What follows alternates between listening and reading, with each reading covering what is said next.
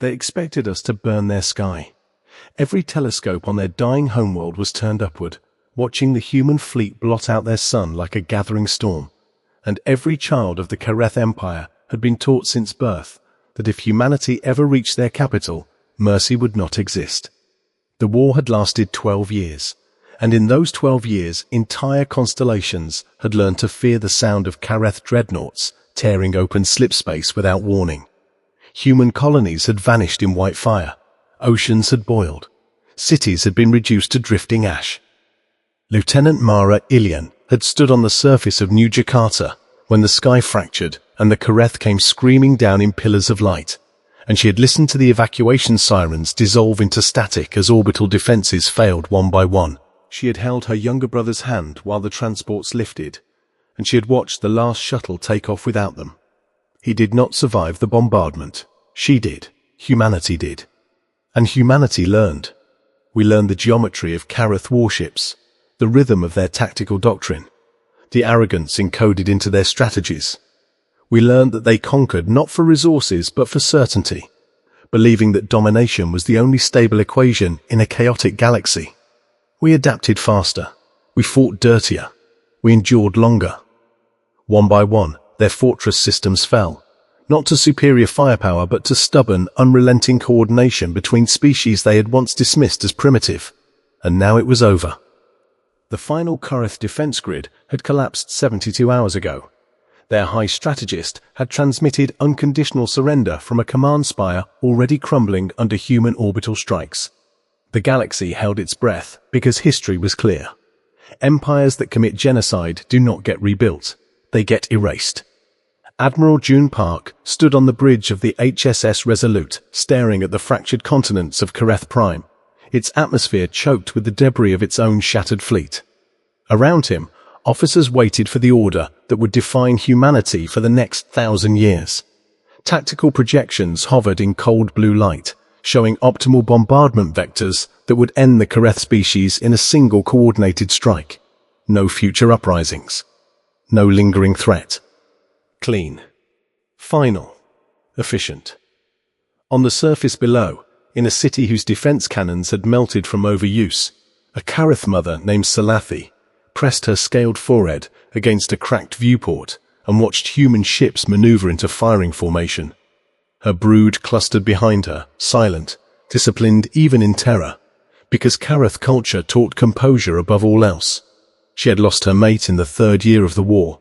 She had believed the Empire would protect them. She had believed strength guaranteed survival. Now alien warships hovered above her world, and for the first time in her species' recorded history, the Kareth understood what it meant to wait for judgment. Across human space, survivors of bombed colonies gathered around screens, some whispering prayers, some whispering vengeance, all knowing the next command would echo across generations. The targeting grids locked, the weapons charged, and every living being, victor and vanquished alike, prepared for annihilation. Admiral June Park did not give the order. The silence on the bridge of the Resolute stretched so long that even the automated systems began to request confirmation prompts, their calm synthetic voices asking for authorization to proceed with planetary sterilization. Around him, holographic projections displayed the same cold solution from every angle. One synchronized volley, atmosphere ignited, biosphere collapse within hours, strategically flawless, morally irreversible. Park watched the rotating image of Kareth Prime and saw not an enemy, but a mirror held uncomfortably close.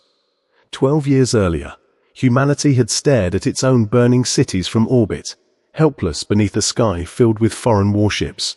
He remembered the footage from New Jakarta, the way the oceans glowed at night from orbital strikes, the way survivors had spoken not of revenge but of being abandoned by the universe. If he gave the order now, history would record humanity as decisive, efficient, victorious. It would also record that when offered absolute power over a defeated foe, we chose extinction as policy. A communications officer broke the silence, reporting intercepted Kareth internal transmissions, infrastructure failures spreading across their continents, power grids collapsing, medical centers overwhelmed, food synthesis plants offline after sustained bombardment. The Empire had prepared for conquest, not defense. Their logistics networks were optimized for expansion, not survival under siege. Without immediate stabilization, billions would perish even without human bombardment. The tactical advisors argued quietly but urgently. Leave them. They chose this war. Eliminate future risk. End the cycle permanently. Others remained silent, knowing the statistics supported annihilation. Then a junior navigation lieutenant, voice unsteady but clear, requested permission to display a civilian broadcast captured from the planet's surface. The bridge screens shifted from targeting schematics to raw footage transmitted through damaged satellites. Kareth engineers were attempting to reinforce collapsing atmospheric processors. Emergency crews moved through shattered transit corridors. There were no weapons in sight. No fleets mobilizing. Only a civilization confronting the consequences of its own ambition. The feed cut abruptly as a power node failed. No dramatic speeches. No threats. Just reality. Park closed his eyes for a moment that would later be analyzed in documentaries and military academies for centuries. When he opened them, he gave an order no predictive model had suggested. Stand down primary weapons. Initiate humanitarian protocol Theta. The bridge froze. Theta was a contingency drafted years earlier during theoretical war games, a clause buried beneath layers of more practical options. It authorized medical deployment, atmospheric stabilization assistance, infrastructure repair support, even for hostile civilizations, if command deemed long-term coexistence preferable to eradication. Tactical command protested immediately, reminding him that assisting the Kareth would require diverting supplies from human frontier systems still rebuilding. Park listened to every objection. Then he transmitted a fleet-wide directive. All bombardment operations are suspended. Engineering vessels reposition for planetary stabilization. Hospital ships prepare for atmospheric descent. Effective immediately, we rebuild. Across the fleet, shock rippled through crews who had prepared themselves to avenge lost worlds. On Kareth Prime, orbital sensors detected the shift in human formation, weapons powering down, support craft deploying instead of missiles. Confusion replaced terror. The sky still belonged to humanity, but the fire did not fall. Suspense tightened across both civilizations, because forgiveness had not yet been spoken, and trust had not yet been earned.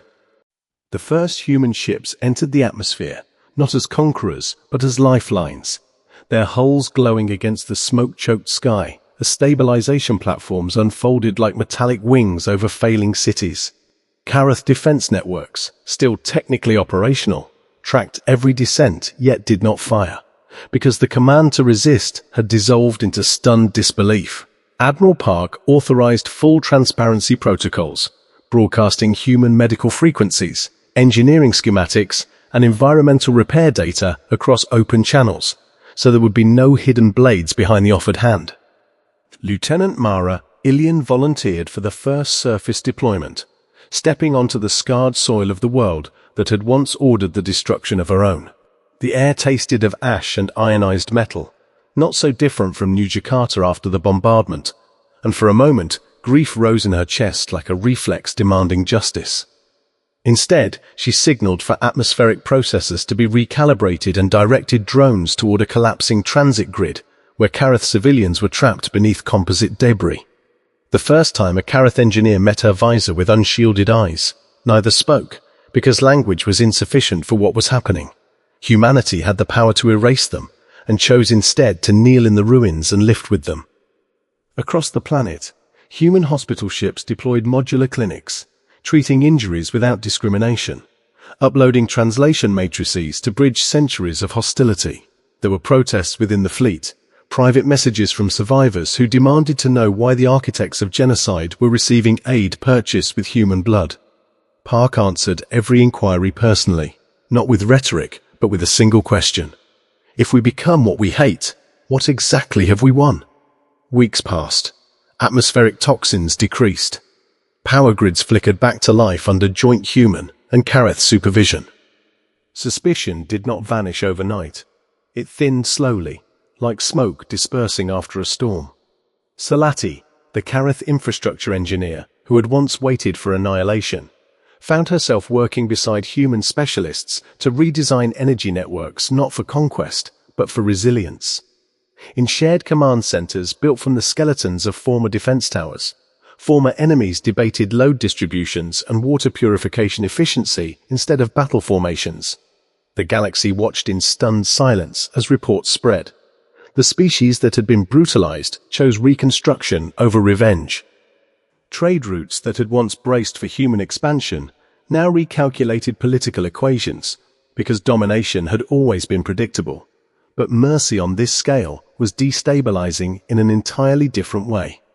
Months later, when the first Kareth-built relay station transmitted a formal statement to the wider galaxy, it did not proclaim renewed strength. It acknowledged defeat, responsibility, and an intention to rebuild under cooperative accords drafted by human jurists and Kareth reformists alike. Humanity did not demand subjugation. We demanded change. We demanded accountability, and we offered partnership in return. In choosing not to annihilate a fallen empire, we demonstrated a force no superweapon could replicate. Anyone can destroy a world when holding absolute power. Only a species secure in its strength can forgive and still remain unbroken.